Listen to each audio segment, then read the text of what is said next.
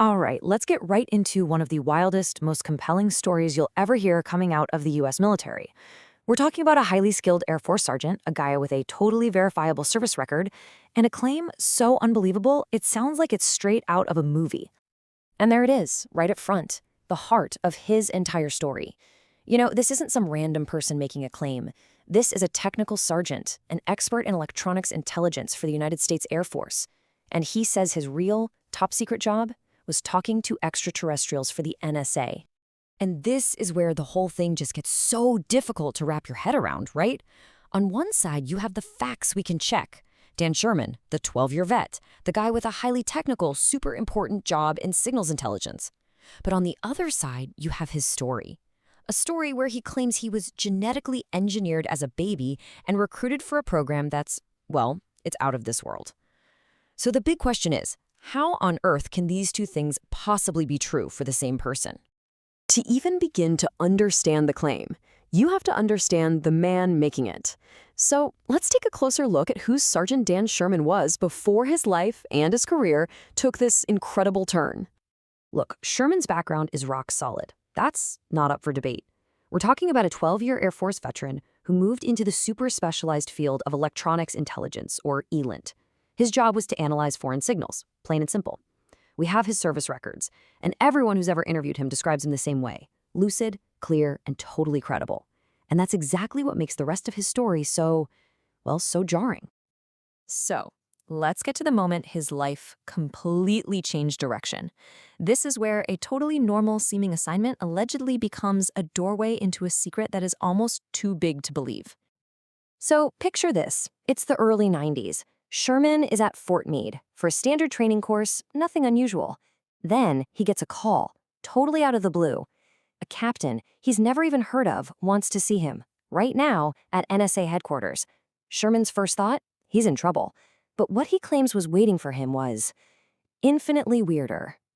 He's led into a secure office, and this officer, who he just calls Captain White, starts reading him into a program with this almost sci-fi name, Project Preserve Destiny. The purpose?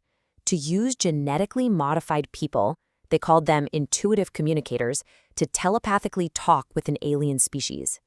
And then came the real bombshell. Captain White looked at him and said, "You're one of them." And the backstory they gave him is just staggering. I mean, just think about this. Captain White supposedly told him that after first contact back in the 40s, this joint human-alien project kicked off in 1960. And here's the craziest part. As part of this project, Sherman's own mother was supposedly abducted in 1963 while she was pregnant with him, so his genetics could be altered in the womb for this exact purpose. His entire life, apparently, had been building up to this one moment. So how in the world do you train somebody for a job that sounds literally impossible?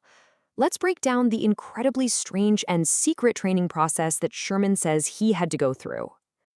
Okay, so every day this unmarked van with blacked out windows would pick him up and take him to some secret underground facility. He'd be put in a room all alone with a computer and headphones. And his instruction was just brutal. Listen to a tone and then mentally hum it back while staring at a sine wave on the screen. Not for a few minutes, for hours, day after day. He said the sheer monotony, the mental strain, it was like a form of torture. And then, after all that grueling repetition, one day something just shifted. Sherman describes it as this moment where his mind just clicked into focus, kind of like a camera lens snapping into place.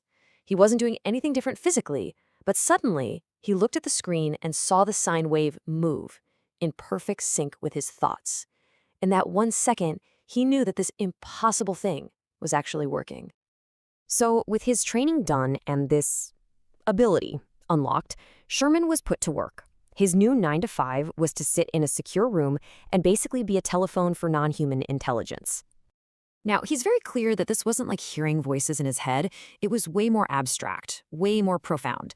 He says concepts, images, and raw data would just appear in what he called a colorful tapestry in a very specific part of his mind. So his job was to be a translator, to take these complex, nonverbal ideas and somehow put them into English words, typing them out on a computer screen.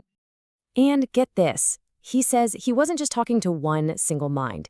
He actually started to recognize two different communicators, and he gave them nicknames from Star Trek, Spock and Bones. Spock was pure logic, all structure, data streams, numbers. Talking to him was like reading a technical manual.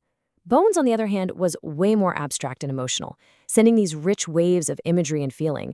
That was more like trying to interpret a dream. Through these two beings, Sherman claims he received some truly mind-bending ideas, like the concept that they don't travel through time, they travel around it. They called us, humanity, water beings. They told him the universe is absolutely full of intelligent life and that our own sun has this importance, almost a sacredness that we just don't get yet. But maybe the biggest idea of all was that we, humans and aliens, are all part of the same intelligent creation, like a single universal consciousness that's just experiencing itself. But what started out as this bizarre, even fascinating secret duty eventually took a really dark turn. It led Sergeant Sherman to a moral conflict that he just couldn't ignore. After he'd been on the project for a while, Sherman says he felt a change. The stream of information he was getting started to feel different. It was more personal, more invasive. And honestly, it was deeply, deeply unsettling for him. This was his breaking point. He started getting these vivid visual downloads that he could only interpret one way. They were human abductions, and he was seeing them from the abductor's point of view.